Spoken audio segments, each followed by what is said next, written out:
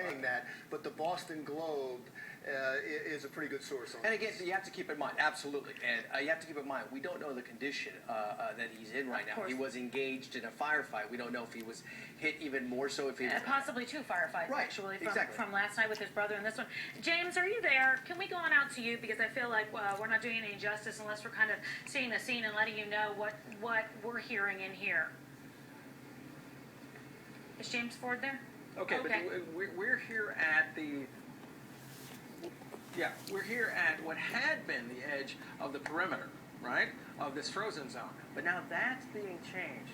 Here's what we can tell you. We just had a conversation with a police source who said this. All those shots that we'd heard here in the frozen zone, just 2 blocks away, those were real.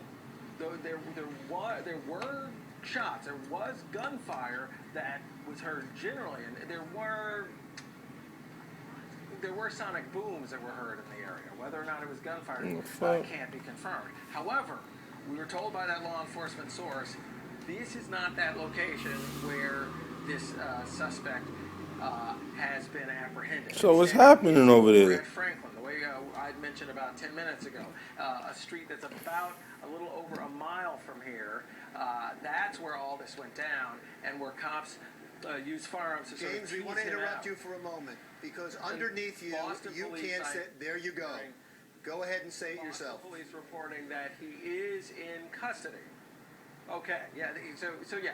So now we're hearing from the police commissioner here in Boston that this suspect is in custody. The second... Were you looking at Alcatraz?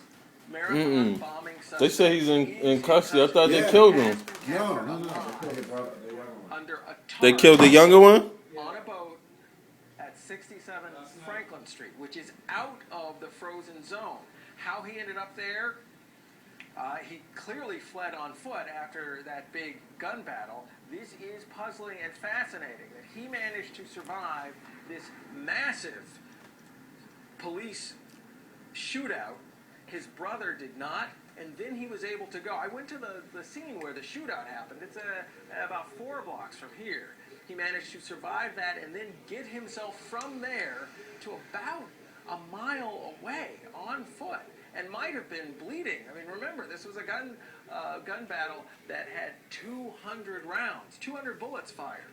This is quite remarkable. The fact that he's taken into custody, according to the police commissioner, that he's been taken into custody alive, can be questioned, can be brought to justice, and that this whole scenario ends up playing out very much the way the president, the governor, and the mayor of Boston all described. You heard they said they heard some sonic booms? Brought to justice, quite remarkable. I said they heard some sonic booms. Right now. But it wasn't where he was at, though. Because we were talking about this a little bit earlier. 45 minutes after that all clear was given, that stay inside your homes was lifted, the gunfire broke out. You were right there in the middle of it all. We saw those police cars, people racing to the scene, you guys being pushed back, but you're the only crew inside of that frozen zone. So we were watching. They said Boston police tweet. Yo, what's up with all this tweeting shit? What's amazing to me is the fuck? Who the hell was tweeting for Boston police? You were out there what time for the morning show? Well before 3 a.m. They were out there with some of that video you've been showing us since 7 or 8 o'clock this morning. And we're talking about not too far away from that home that they were going in and out of, moving families out of, taking families out of the home, or giving them the all clear to go back in. That's not very far away It's a whole from where he was difference. found. New York on the left, Boston on the right. Yeah, it's not that far away, but it is fascinating though. It's a pretty good piece if you're on foot and you are the most wanted man in America.